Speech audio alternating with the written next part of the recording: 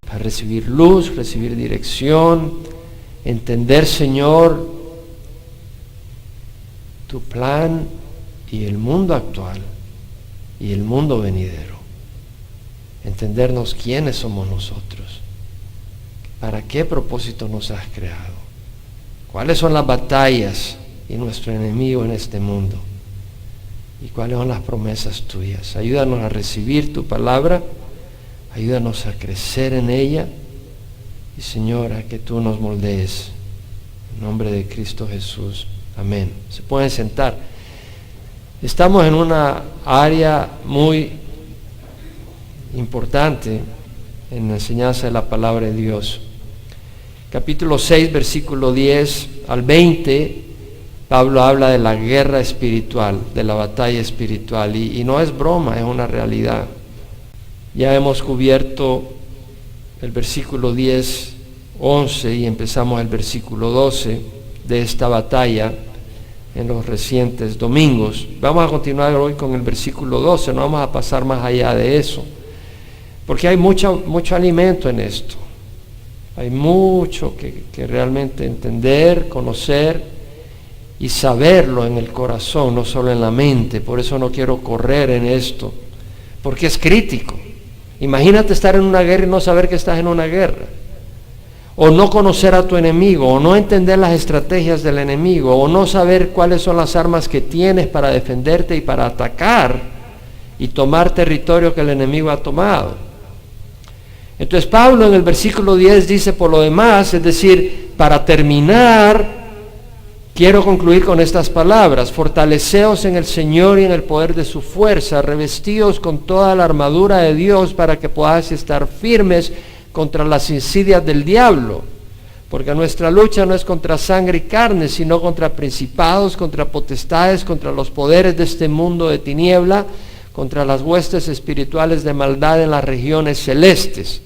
Entonces vemos en el versículo 10 que Pablo habló diciendo fortaleceos en el Señor. El cristiano necesita fortaleza sobrenatural, necesitamos fuerza, potencia, poder, protección contra el ataque del enemigo, y ese poder se halla en Jesús. El poder que se necesita es el poder de su fuerza, de la fuerza del Señor.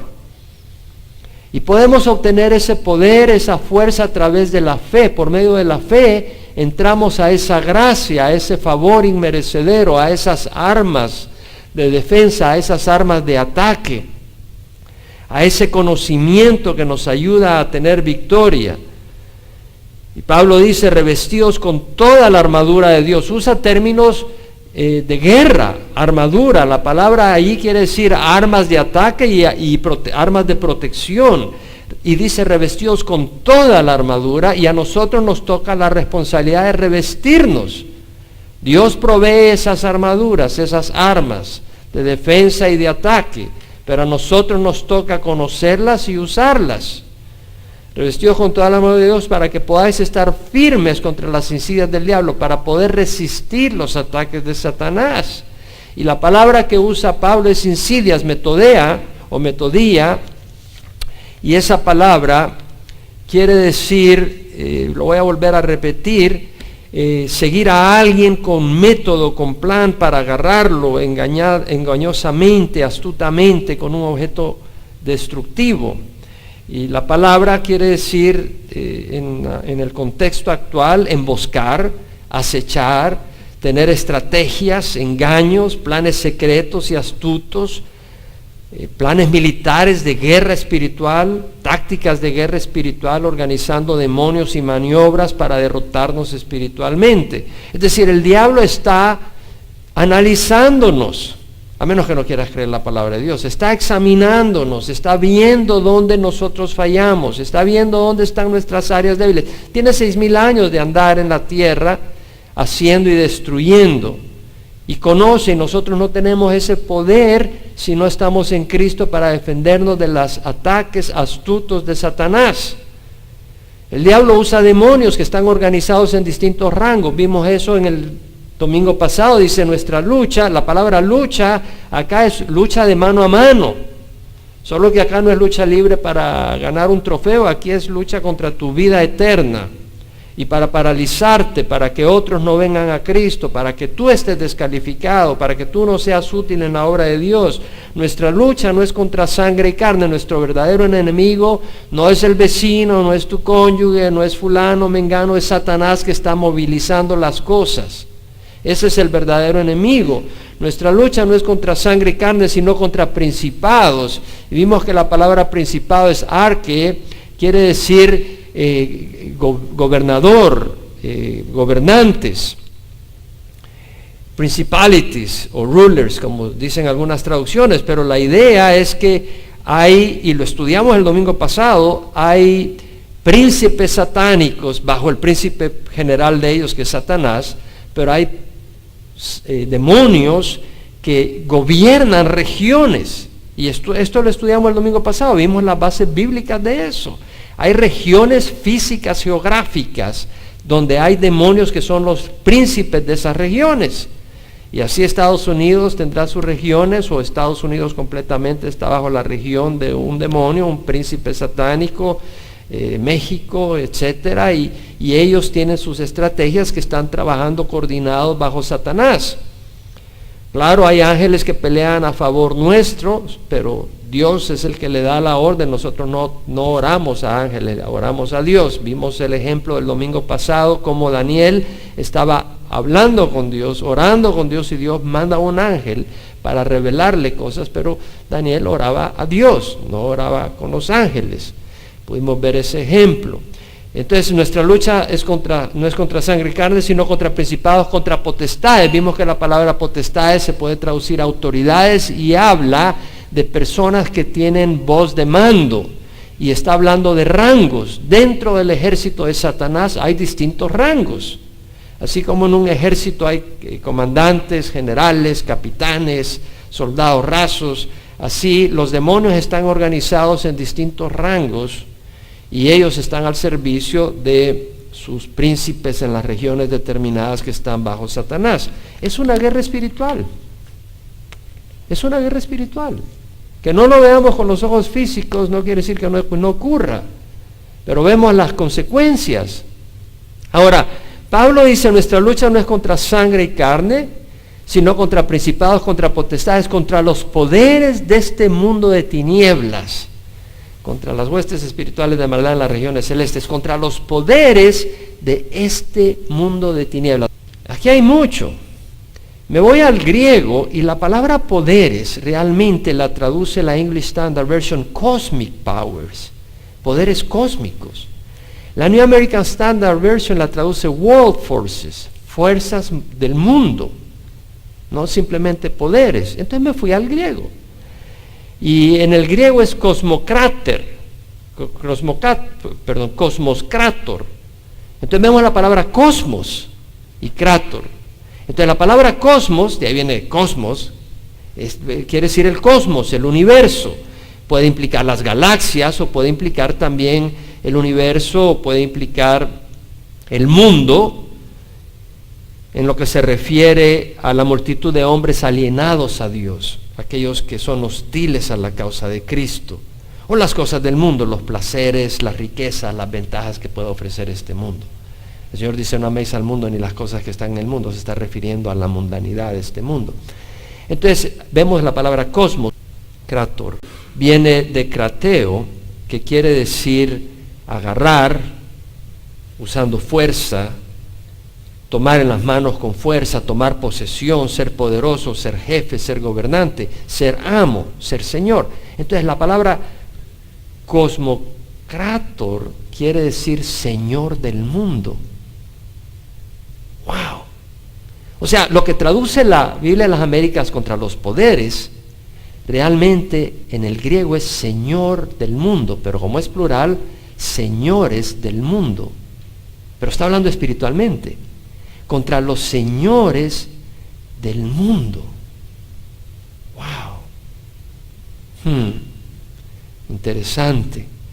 Vines lo traduce gobernante de todo este mundo, poderes espirituales que ejercen autoridad satánica sobre el mundo. Y la palabra resalta el poder y el señorío como amo y gobernante que es Satanás de este mundo. Cuando Adán y Eva pecaron, cedieron su libertad y entregaron el dominio de este mundo a la autoridad de Satanás. Vamos a Génesis 1. En Génesis 1, versículo 27, rápidamente, porque queremos avanzar, vemos que creó Dios al hombre a imagen suya. A imagen de Dios lo creó, varón y hembra los creó. Y los bendijo Dios y les dijo: sed fecundos y multiplicaos, y llenad la tierra y sojuzgadla, gobernadla, administradla. Estaban ellos en autoridad de gobernar la tierra. Ejerced dominio sobre los peces del mar, sobre las aves del cielo, sobre todo ser viviente que se mueve sobre la tierra. No quiere decir aplástalos, destrúyelos, pero que los gobierne, maneje, administre los recursos.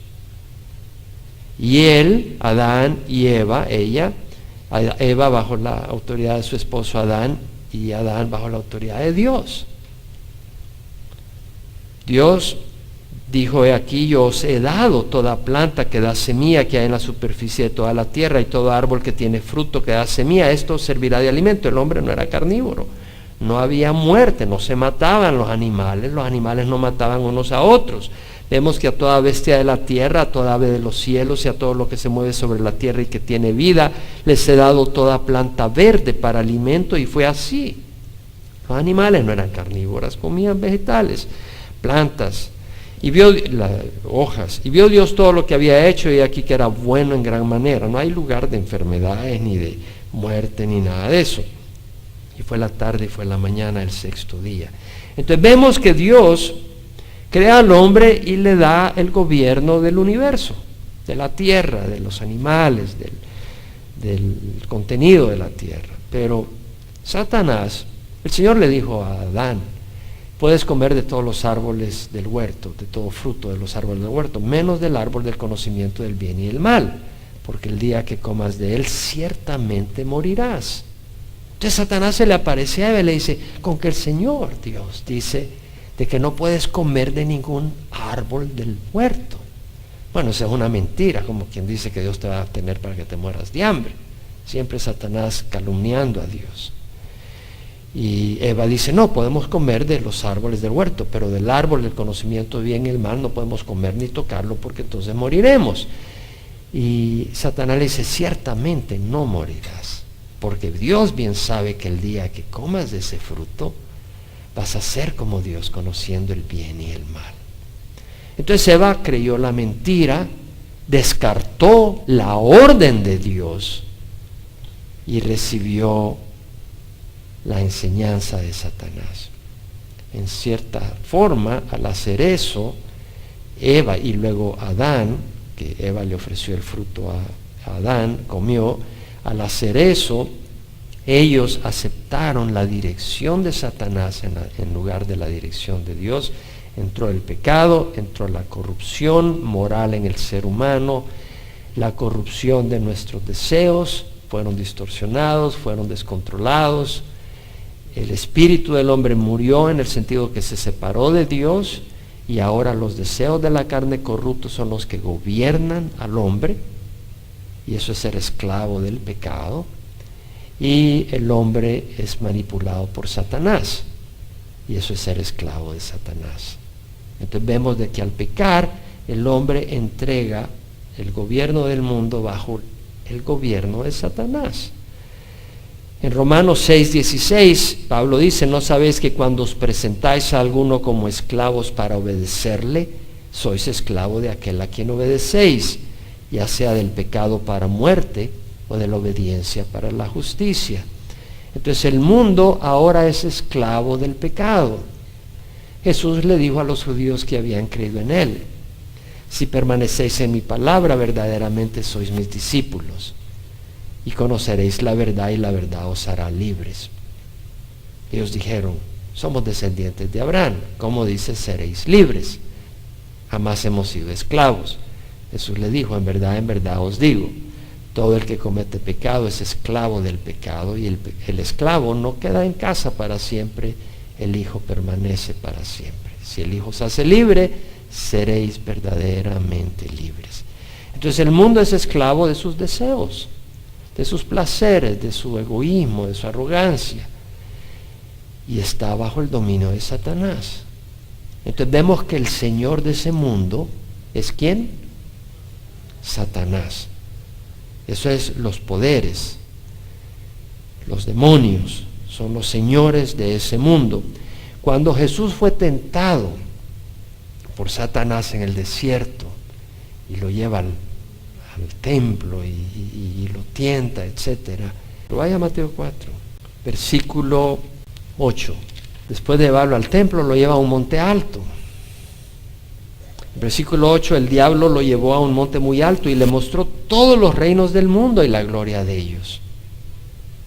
Y le dijo, todo esto te daré si postrándote me adoras.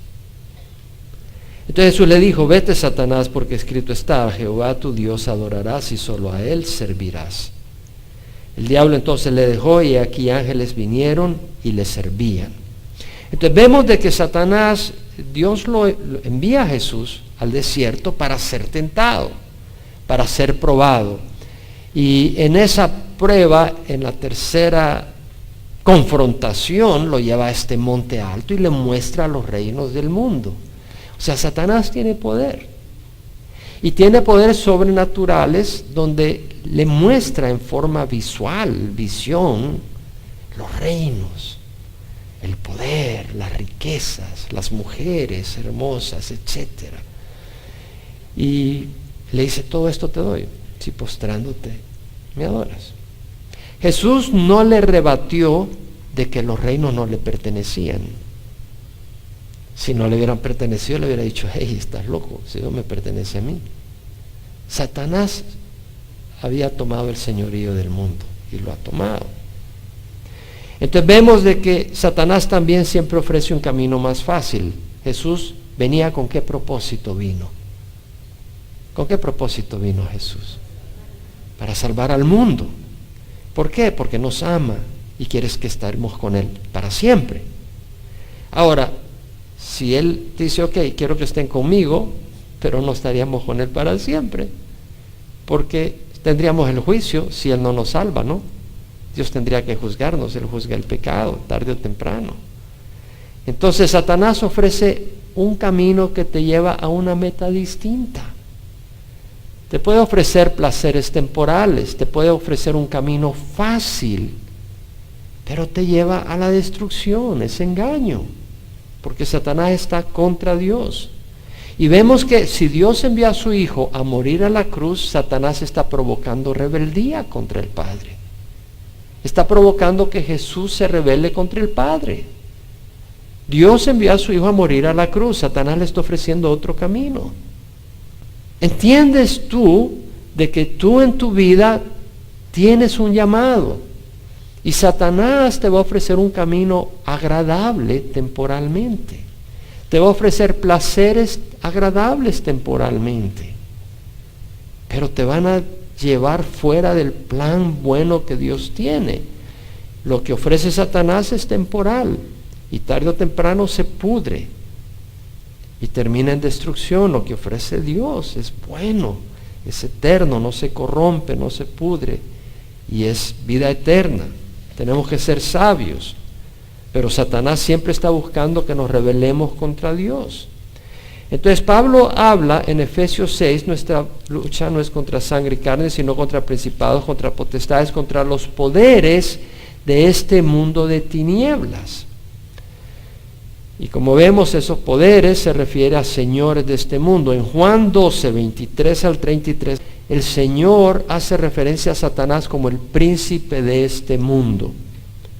En Juan 14, 27, 30, Jesús dice, viene el príncipe de este mundo y él no tiene nada en mí. Qué hermoso. Jesús dice, Satanás no tiene ni una pulgada de mi vida en sus manos. Qué hermoso. El Señor dice, todo el que es nacido de Dios no peca, porque el que es nacido de Dios lo guarda y el maligno no lo toca. Me ha ministrado tanto, es un versículo tan breve pero tan lindo. Todos los que hemos nacido de Dios ya no nos tiramos al lodo, porque el que es nacido de Dios, Jesús, que se encarnó, nos guarda, Qué lindo versículo, saber que Jesús te guarda. Y el maligno no lo toca. Me encanta eso.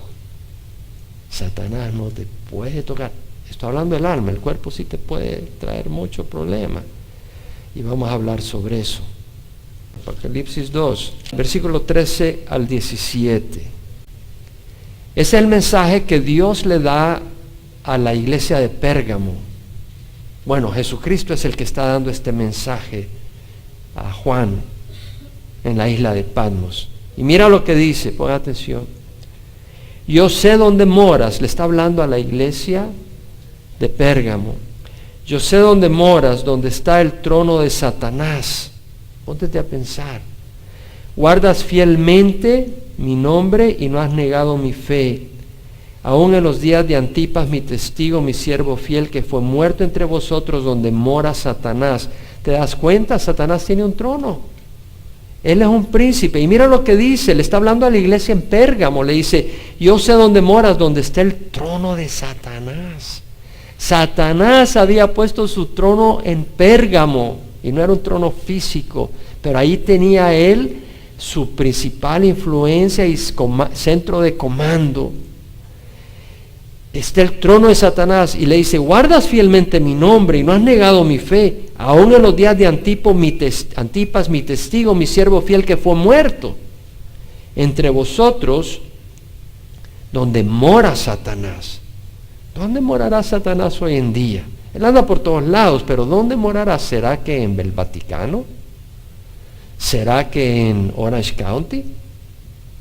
Pero tengo unas pocas cosas contra ti, porque tienes ahí a los que mantienen la doctrina de Balaam, que enseña a Balac a poner tropiezo ante los hijos de Israel, a comer cosas sacrificadas a los ídolos y a cometer actos de inmoralidad. Así tú también tienes algunos que de la misma manera mantienen la doctrina de los nicolaitas. No tengo tiempo para entrar en esto.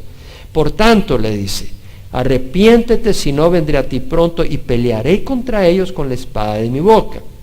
El que tiene oído, oiga lo que el Espíritu dice a las iglesias. Esta enseñanza es para todos nosotros. Al vencedor le daré del maná escondido y le daré una piedrecita blanca. Y grabado en la piedrecita un nombre nuevo, el cual nadie conoce sino aquel que lo recibe. He estado meditando esta semana en la relación personal con Dios, con uno mismo. Yo no quiero ser uno más del grupo. Yo quiero tener una relación personal con el Señor. Y el Señor lo muestra en la Escritura en muchos lugares. Aquí vemos que el Señor, aquí es Jesús el que está hablando, nos va a dar un nombre nuevo a cada uno de nosotros, a cada uno personalmente de los que venzamos.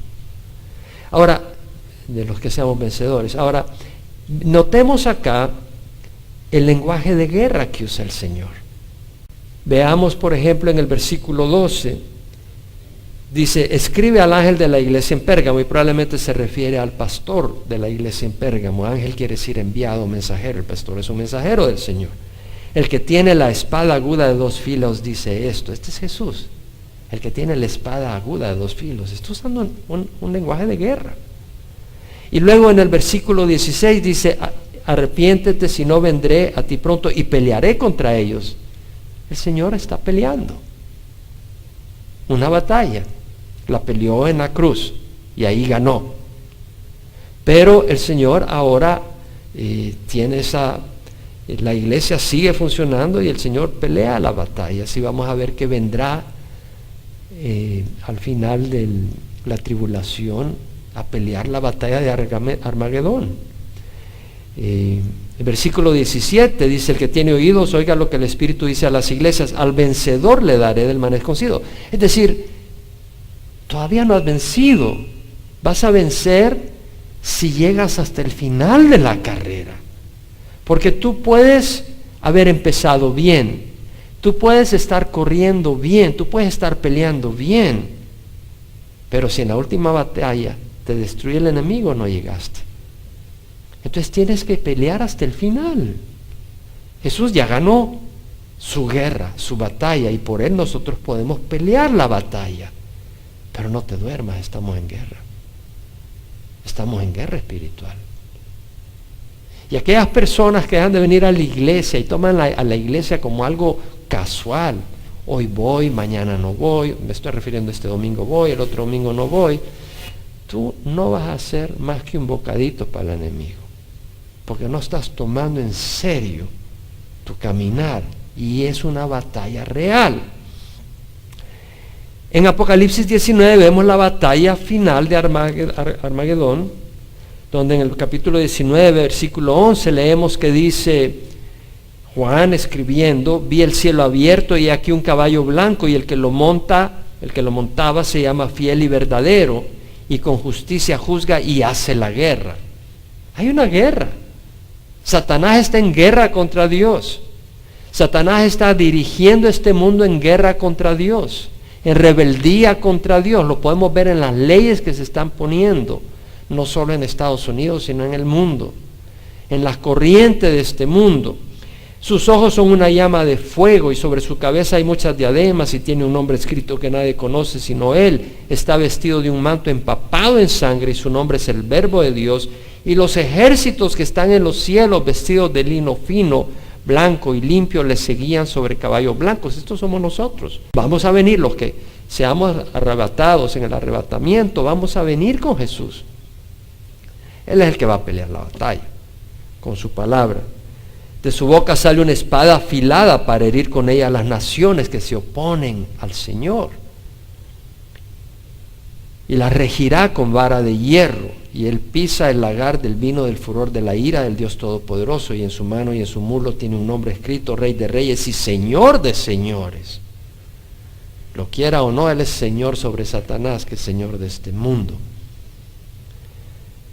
Y él ahorita está permitiendo que Satanás siga gobernando este mundo, pero cuando venga en la batalla de Armagedón, lo manda al pozo sin fondo, al abuso, y lo tiene 1000 años en ese milenio encadenado, y al anticristo y al falso profeta lo tira al lago de fuego y azufre.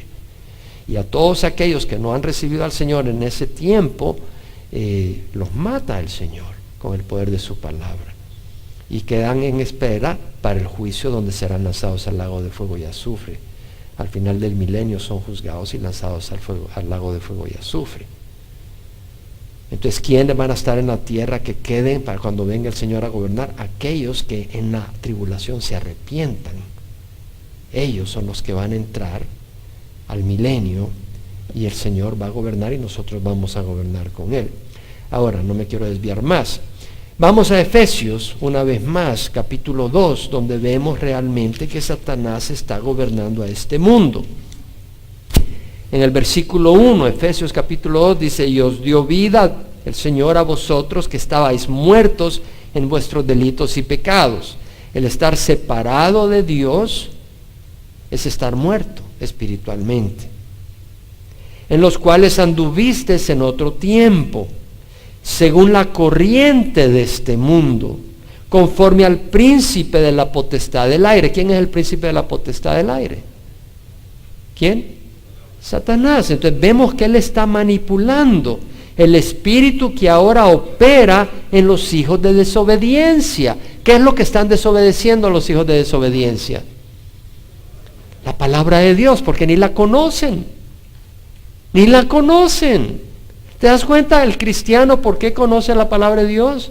Porque nos interesa conocer lo que Dios tiene para nosotros. Respetamos a Dios, honramos a Dios, buscamos su palabra. El que ni siquiera la lee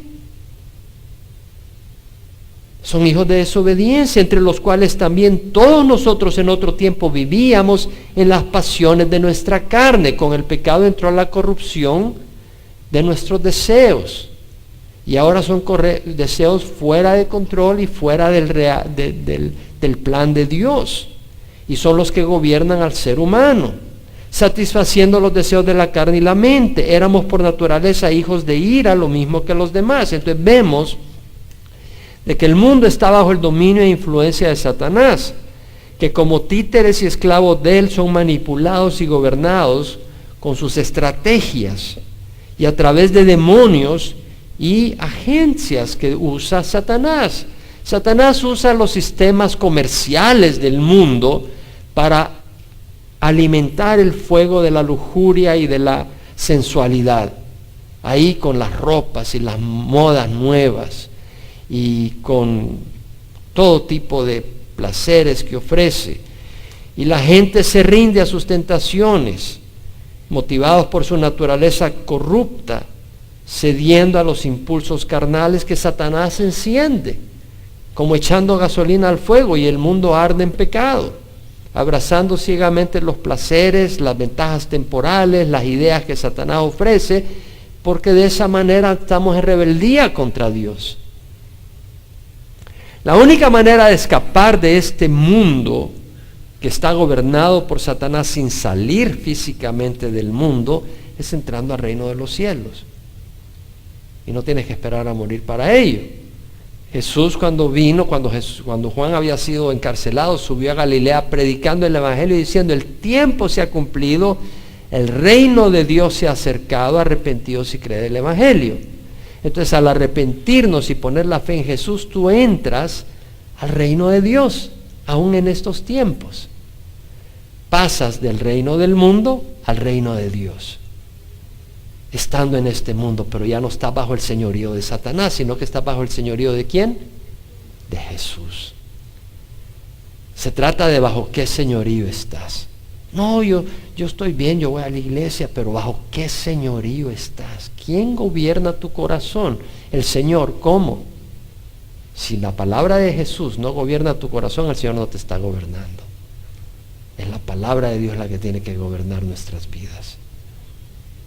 Entonces Satanás es señor de este mundo y él instiga persecución y ataque contra los enemigos, contra sus enemigos. ¿Y quiénes son los enemigos de Satanás? Los que creemos en Cristo, los que le hemos dado la vida a Cristo. Somos enemigos de Satanás y Dios es su enemigo principal y todos nosotros. Entonces Satanás va a usar demonios o va a usar personas que son sus títeres para traer división dentro del pueblo, para calumniar, para ponernos unos contra otros y destruir la obra de Dios. En Juan 15, 17 al 20, Jesús dice: esto os mando, que os améis los unos a los otros. Si el mundo os odia, el cosmos, sabéis que me ha odiado a mí antes que a vosotros. Porque el mundo está bajo el señorío ¿de quién? De Satanás. Entonces está siendo manipulado contra Dios. Dios es injusto. Mira, están muriendo de hambre esos niños en África. Dios es injusto. Mira lo que pasó allá. Dios es injusto. Está poniendo al mundo contra Dios. Y si tú sigues a Jesús, Satanás va a poner en el mundo odio contra ti. Porque ese es el plan de Satanás. Si el mundo os odia, sabed que me ha odiado a mí antes que a vosotros. Si fueras del mundo, el mundo amaría lo suyo. Pero como no sois del mundo, sino que yo os escogí, no dice yo os saqué. Todavía estamos en este mundo, pero estamos sacados en el sentido de que ya no somos parte del mundo. Estamos en el mundo, pero no somos del mundo, sino que yo os escogí del mundo, por eso el mundo os odia. Acordaos la palabra que yo os dije, dijo el Señor: un siervo no es mayor que su Señor. Si me persiguieron a mí, os perseguirán a vosotros. Si guardaron mi palabra, guardarán la vuestra. ¿Persiguieron a Jesús? ¿Persiguió el mundo a Jesús? Lo crucificaron. Entonces tenemos que entender que en este mundo vamos a tener dificultades, porque Satanás instiga al mundo contra Dios y contra los que siguen al Señor. Según de Timoteo 3:12. En verdad todos los que quieren vivir piadosamente en Cristo Jesús, ¿qué dice? Serán perseguidos. Ok, dices tú: no, yo no quiero ser perseguido. Yo no me voy a dedicar tanto al Señor, que para ver si crucificaron a Jesús, y si le cortaron la cabeza a Pablo y crucificaron a Pedro patas arriba, y si persiguen a los cristianos, no, yo no quiero ser perseguido. Está bien. ¿Sabes cómo le llama la Biblia a las personas que se acobarda por miedo a la persecución? ¿Sabes cómo le llama? Cobardes. Ve Apocalipsis 21, versículos 6 al 8. También me dijo, hecho está, yo soy el alfa y la omega. Aquí está hablando Jesús. El principio y el fin. Al que tiene sed, yo le daré gratuitamente de la fuente del agua de la vida. Jesús en la fiesta de los tabernáculos, cuando estaba en este mundo físicamente, dijo, si alguno tiene sed, que venga a mí y beba. Porque como ha dicho la Escritura, todo el que cree en mí, de lo más profundo de su ser brotarán ríos de agua viva. Todo el que cree en mí, como ha dicho la Escritura, brotarán ríos de agua viva. Y acá dice, yo soy el alfa y la omega, el título que le corresponde a Dios. Jesús es Dios. El principio y el fin, al que tiene sed yo le daré gratuitamente la fuente del agua de la vida. Al vencedor heredará estas cosas y yo seré su Dios. Ese título solo le corresponde a Dios. Dios, y la está aplicando a Jesús, ya lo veremos. Vamos a aprovechar y hablar de la deidad de Jesús acá. Y Él será mi hijo. Pero los cobardes, los incrédulos, los abominables, los asesinos, los inmorales, los hechiceros, los idólatras y todos los mentirosos tendrán su herencia en el lago que arde con fuego y azufre, que es la muerte segunda. Esa muerte no es muerte física, es muerte en el sentido de que no hay vida, hay sufrimiento, hay dolor, pero es eterno. Veamos qué dicen los idólatras. Tú puedes ser muy religioso, pero si tú te le inclinas a una estatua y esa es tu esperanza, tú eres idólatra. Y esto es lo que dice la palabra de Dios. Si tú amas a alguien, le vas a predicar el evangelio. Los inmorales, no, pero se aman. Son dos hombres, pero se aman. Eso es inmoralidad. Vas a ir al lago de fuego y azufre. No, pero se aman. Están experimentando antes de casarse. Están viviendo en fornicación. Te vas a ir al infierno. La palabra de Dios lo dice claramente. Y vemos de un solo acá, el vencedor. ¿Te das cuenta en el versículo 7? El vencedor heredará estas cosas, tenemos que vencer. El que se acobarda en medio camino no es el vencedor. Tenemos que llegar al final. Tenemos que ser valientes. El cristianismo es para valientes, no es para cobardes. No dije que es para fuertes, es para débiles. Porque no hay nadie fuerte ante el ataque de Satanás. Pero en Cristo somos más que vencedores. Se trata de si estás dispuesto a ser valiente en el Señor Jesucristo. Y en Cristo somos más que vencedores. Ahora vamos a aprovechar y ver la deidad de Jesús. Porque en Apocalipsis 21, 6 vemos que habla del alfa y omega. En el 7 vemos que Él será nuestro Dios. Y también dice el principio y el fin. Ahora vete a Apocalipsis 22, versículos 12 y 13. He aquí yo vengo pronto y mi recompensa está conmigo para recompensar a cada uno según su obra. Yo soy el alfa y la omega, el primero y el último, el principio y el fin. ¿Quién es el que va a venir? Mira al final, capítulo 22, versículo 20, el que testifica estas cosas dice, sí, vengo pronto. Amén, ven Señor Jesús. ¿Quién es el que va a venir? Jesús. Entonces vemos acá, se menciona como el alfa y la omega, aquel que será nuestro Dios, el primero y el último, el principio y el fin. Vamos ahora al capítulo 22, una vez más, donde en el versículo 6 dice, estas palabras son fieles y verdaderas. Este es el ángel que le está hablando, en esta ocasión es el ángel que le está hablando a Juan. Dice, estas palabras son fieles y verdaderas. El Señor, el Dios de los espíritus de los profetas, envió a su ángel para mostrar a sus siervos las cosas que pronto han de suceder. El Dios de los espíritus, el Señor. El Señor es un título que se usa mucho en el Nuevo Testamento para referirse a Jesús. En algunas ocasiones se refiere a Dios Padre, pero acá está hablando de Jesús. El Dios de los espíritus de los profetas envió a su ángel para mostrar a sus siervos las cosas que pronto han de suceder. Ahora, ¿quién envió a su ángel? Jesús. Se lo voy a mostrar. Vaya al versículo 16. yo Jesús he enviado a mi ángel a fin de daros testimonio de estas cosas para las iglesias. ¿Lo ves? Jesús está enviando a su ángel. Y Jesús en el versículo 6 dice, el ángel está hablando de Jesús, dice, el Dios de los espíritus de los profetas envió a su ángel. ¿Vemos la deidad de Jesús ahí o no la vemos? Y vete a Apocalipsis 1. Apocalipsis 1, te das cuenta que al empezar la carta, Juan escribe la revelación, o sea, el abrir.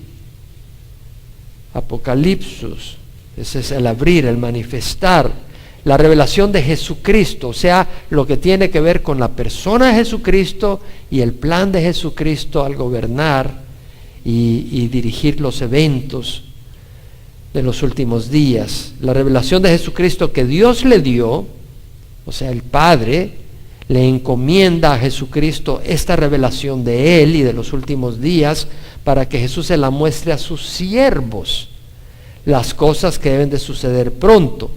Y la dio a conocer, ¿quién? Jesús, enviándola por medio de su ángel.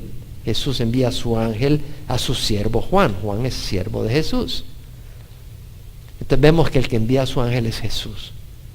Y el que envía a su ángel, que es Jesús, es mencionado, como vimos en el capítulo 22, como Dios de los espíritus de los profetas.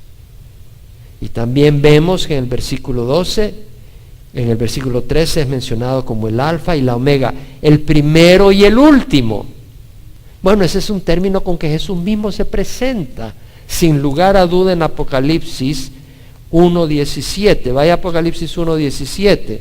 Juan ve una revelación de Jesús y dice, cuando lo vi caí como muerto a sus pies, y él puso su mano derecha sobre mí diciendo, no temas, yo soy el primero y el último, el que vive y estuvo muerto, y aquí estoy vivo por los siglos de los siglos, y tengo las llaves de la muerte y del Hades. Jesús es el primero y el último, Él es Dios.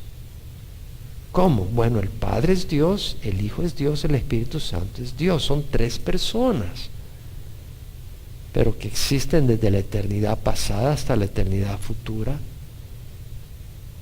No han existido separados. Y así, el ser humano solo es una persona. Dios nos hizo como una persona. Pero Dios existe como tres personas distintas, pero unidas, uno, en esencia divina, y en propósito y en todo. Vemos la deidad de Jesús que tanto ataca a Satanás. Ahora, quisiera que viéramos en el capítulo 2, versículo 8 también, donde Jesús dice, el primero y el último, el que estuvo muerto y ha vuelto a la vida, dice esto. Jesús se identifica como el primero y el último, el alfa y la omega, Dios. Hablando de que Satanás es señor de este mundo, quiero que entiendas la guerra que hay contra ti. Quiero que lo entiendas. Tienes que entenderlo, porque si no, no vas a salir adelante. Ve Apocalipsis 2, 8 al 11. Ahí estamos. Escribe al ángel de la iglesia en Esmirna, el primero y el último, el que estuvo muerto y ha vuelto a la vida, dice esto. Yo conozco tu tribulación. ¿Te das cuenta? Esta es una iglesia que Jesús encomia. Es una iglesia que Jesús alaba como una iglesia noble y fabulosa. Es una iglesia que sufre tribulación. Qué distinto a los que enseñan muchas veces hoy en día que si tú eres cristiano no vas a sufrir. Eso no lo hay en la Biblia. Dice, yo conozco tu tribulación y tu pobreza. Qué distinto a los que enseñan un evangelio de prosperidad. Que si tú eres cristiano tienes que ser millonario. Y lo único que producen esos pastores es alimentar la codicia y la avaricia. Tu pobreza, pero tú eres rico. Y la blasfemia de los que dicen ser judíos y no lo son, sino que son sinagoga de Satanás. Vemos la blasfemia, vemos que Satanás usa a personas para calumniarte e insultarte. La blasfemia de los que dicen ser judíos y no lo son, sino que son sinagoga de Satanás. Esas personas son, por decirlo así, discípulos de Satanás, son títeres de Satanás, usados por Satanás, abrazando la mentira, atacando a los cristianos verdaderos. No temas lo que estás por sufrir. Jesús no les dijo, pare de sufrir. He aquí, el diablo echará a alguno de vosotros en la cárcel. Ahora, no apareció el diablo con cola y cachos, pero usó gente para tirarlos a la cárcel. Satanás usa sus instrumentos. Satanás va a usar a alguien para sacarte de tu trabajo. Satanás puede provocarte enfermedades. Satanás puede hacerte la vida pero de tirita. Y Dios permitirlo para probar tu fe. Para probar tu fe. Satanás está trabajando en sus vidas. Yo espero que trabajando en sus vidas, no en el sentido de que poniendo cizaña en sus corazones, sino peleando contra ustedes. Yo espero que sea así, porque si no es así, quiere decir que Satanás no es tu enemigo. Y si Satanás es tu amigo, con amigos así, ¿quién quiere enemigos? ¿Sí me explico? Es decir, él es tu enemigo que busca destruirte. Tienes que entenderlo. Esto no es broma.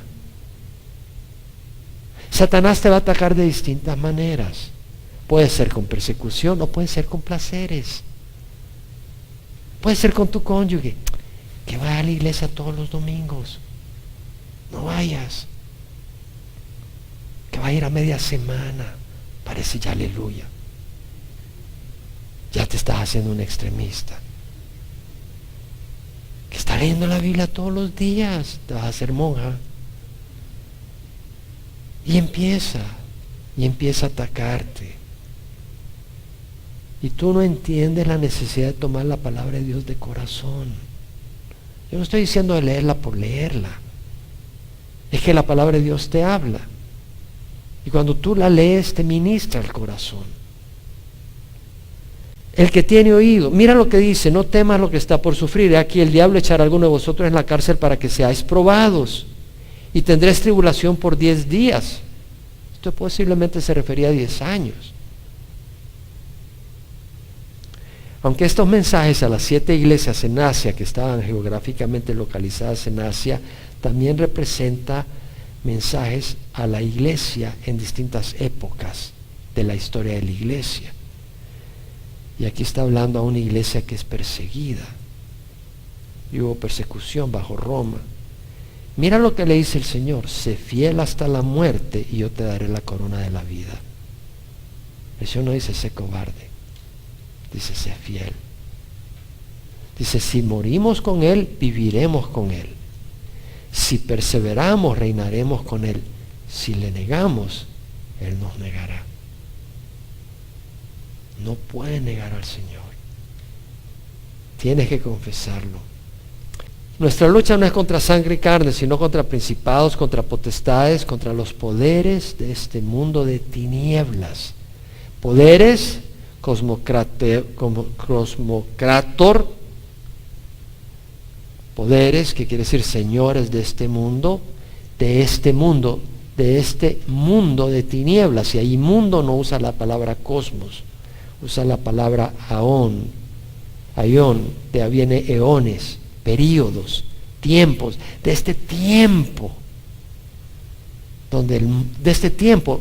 en el tiempo se refiere a lo que está contenido en este periodo de tiempo, a este sistema, a este mundo, contra este tiempo de tinieblas. Y la palabra tinieblas, escotos, quiere decir oscuridad, pero se refiere a la ignorancia que hay en el mundo sobre las cosas de Dios, sobre la responsabilidad de Dios, sobre el evangelio de salvación, sobre la inmoralidad e impiedad asociada con la ignorancia de Dios. Una buena traducción es: nuestra lucha es contra los amos demoníacos del mundo que gobiernan esta era de oscuridad. La estrategia de Satanás es mantener en oscuridad al mundo, en ignorancia. ¿Sabe usted que yo oí el Evangelio hasta que tenía 30 años de edad. Yo tenía la Biblia conmigo, cuando la leía, el Nuevo Testamento, las historias de Jesús, fabuloso, me encantaba, pero al llegar a las epístolas no entendía ni pío. ¿Por qué? Porque son totalmente contrarias a las tradiciones que nos enseñan. Y como uno trata de entender la Biblia de acuerdo a las tradiciones, pues uno no entiende la Biblia porque uno abraza las tradiciones sin el Espíritu Santo, en ignorancia. Y esa es la estrategia de Satanás, tenerte en ignorancia. El mundo está confundido y engañado por Satanás. Esta semana salieron estadísticas del Barna Research Group, estadísticas que hicieron una encuesta en el año 2015, en agosto. Te voy a leer algunas para que veas la ignorancia y la confusión que hay dentro de la iglesia y fuera de la iglesia. Preguntaron: cualquier expresión sexual entre dos adultos consintiéndolo entre ellos, que estén de acuerdo, es aceptable. A ver quiénes estaban de acuerdo con eso. Cualquier expresión sexual entre hombres, por ejemplo, entre mujeres, hombres con mujeres fuera del matrimonio, cualquier tipo de expresión sexual, siempre que estén de acuerdo dos adultos, ¿es aceptable? El 69% de los americanos dijeron sí. Dime si no están confundidos. 69%. Esta es una encuesta científica, no por una organización religiosa, sino por una organización científica. ¿Sabe qué porcentaje de los que se consideran cristianos dijeron sí? El 40%. ¿Y quiénes se consideraban cristianos? Se pusieron como que se consideraran cristianos aquellos que se consideraban cristianos, que decían que la fe cristiana era muy importante en su vida y que iban a una iglesia cristiana, no tradicional, cristiana, por lo menos una vez al mes. El 40% de ellos dijeron: relación sexual entre dos personas de cualquier tipo, siempre que estén de acuerdo entre ellos, está bien. ¿Qué es lo que estarán escuchando en sus iglesias? Obviamente no la palabra de Dios. La segunda pregunta: la meta más alta en la vida es gozarla al máximo. ¿Sabe qué porcentaje de los adultos de Estados Unidos dijeron sí? Esa es la meta más importante del mundo, gozar la vida al máximo. El 84% de los adultos. No te sorprendas el divorcio. Si el 84% dice, una pareja va a empezar muy bien, pero te aseguro que tarde o temprano vas a decir: no, me quiero ir con aquella fulanita, ya la mía se me puso un poquito gordita después de tener 3 hijos. O el otro dice: no, ya se le cayó el pelo. Yo quiero a alguien que tenga pues una melena de león. Es decir, interesante, ¿qué porcentaje de los que se consideraban cristianos dijeron que la meta más alta en la vida es gozarla al máximo? El 67%.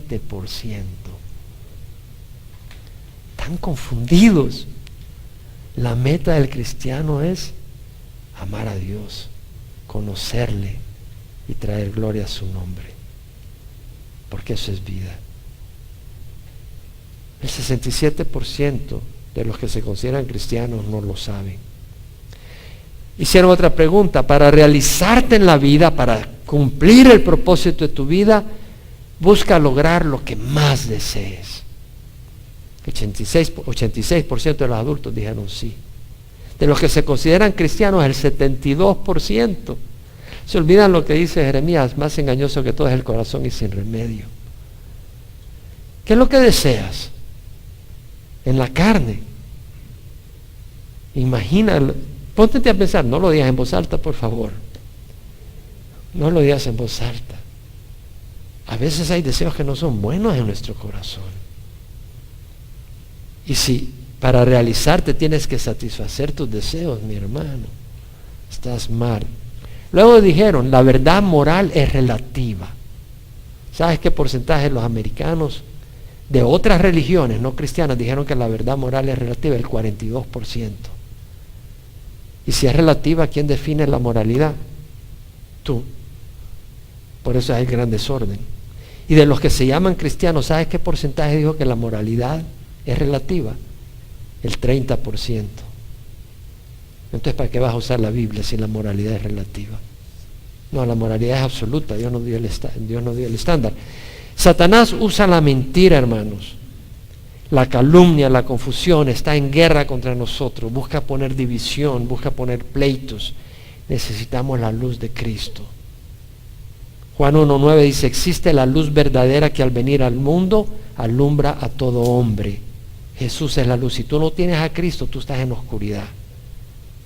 No me importa que vayas a la iglesia, si tú no tienes a Cristo, no hay luz en tu corazón, hay oscuridad. Juan 8:12 dice, el que me sigue no andará en tinieblas, yo soy la luz del mundo. No dice el que viene a la iglesia, es importante venir a la iglesia, pero si no sigues a Jesús, estás en oscuridad.